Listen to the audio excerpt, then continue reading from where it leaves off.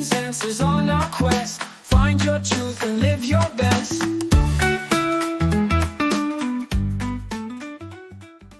Have you ever found yourself thinking about the biggest questions in life? You know, like, who is God? Why are we even here? Well, today we're going to tackle them head on. Welcome. We're taking a journey into faith, and our guide is the YOUCAT, the Catholic Youth Catechism. All right, let's just jump right in with the most fundamental question of them all. Why believe in only one God? So this first part of our journey is all about exploring monotheism, this core idea of one, single, all-encompassing God. Now, the YOUCAT defines monotheism as the teaching that God is unique, absolute, and personal. But it also gives us this really compelling piece of logic. Think about it. If there were two gods, they would have to limit each other, right? Neither one could be truly infinite or perfect. And if that's the case, then neither one would really be God. It's a powerful point when you stop and think about it. But this isn't just some abstract philosophical concept. The YOUCAT explains that God actually wants to be known personally. He reveals his name, YHW, which means I am who I am. This is huge. It means he isn't some distant, unknown higher being. By giving us his name, God makes himself approachable, someone we can actually talk to. And this idea goes even deeper. It's not just that God is powerful, God is truth.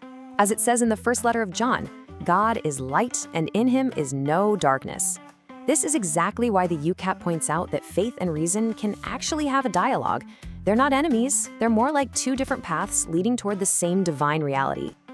Okay, so this belief in one God leads us to one of the most profound and, let's be honest, kind of mind-bending mysteries in Christianity, the Trinity.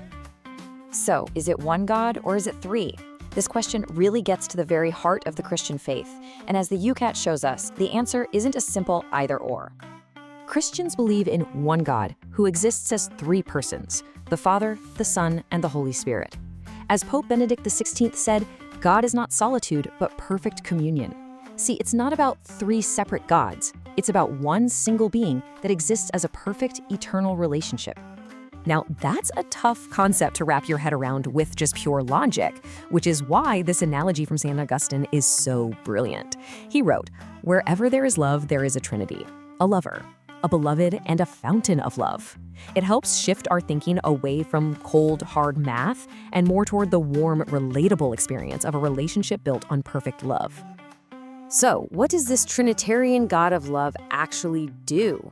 Well, the next section of the YOUCAT dives into the act of creation, and what's really fascinating is how it connects with our modern scientific view of the world. To really get this, the YOUCAT makes a crucial distinction. It says, look, faith and science are not at war with each other. They're just asking different questions. Science asks, how? It explores all the processes of nature. But faith asks, why? It's searching for the divine meaning and the origin behind everything. They're like two different toolkits for exploring the exact same reality. So, what about the 6 days of creation in Genesis? The YOUCAT is really clear here. This is not a scientific textbook. It's a symbolic story, and it's meant to teach these profound truths, that everything created is good, that it's all connected and has an order, that it reflects God's beauty, and that the whole thing has a purpose. And that idea of purpose is absolutely key. I mean, Pope John Paul II put it so powerfully here. He says that to claim the universe, with all its incredible, intricate design, is just a product of random chance. Well, that's like giving up on trying to explain anything at all. From the perspective of faith, it's a total abdication of human reason. The order we see just has to point to an intelligent, purposeful creator. And that idea of a purposeful creator, that brings us to the final, and maybe the most personal, part of our whole journey. What does any of this have to do with your life? This is the concept of divine providence. And right away, the YOUCAT goes there. It tackles what might be the single hardest question for any believer. If God is all-powerful and all-loving, then why doesn't he stop evil and suffering? Now, the YOUCAT doesn't pretend there's some simple, easy answer that makes it all okay. But this quote from C.S. Lewis offers a really profound way to think about it. In our sorrows, he shouts. They are the megaphone with which he awakens a deaf world. It suggests that even in our pain, God might be communicating, working towards some greater good that we just can't see from where we're standing. I mean, look at this number. We're in a world with nearly 8 billion people. It is so easy to feel insignificant, right? Like you're just another number in the crowd. But the whole idea of divine providence completely rejects that feeling.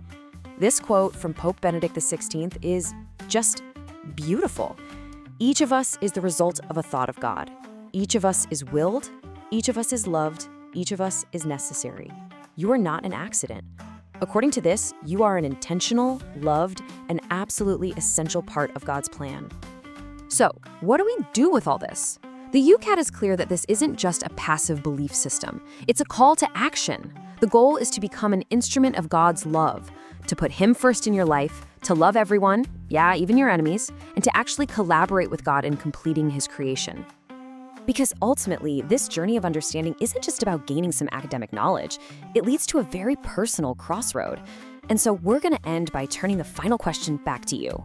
Now that you know God, what will you do? Faith, hope, love, let's go. YOUCAT lights the way we know. Questions, answers on our quest. Find your truth and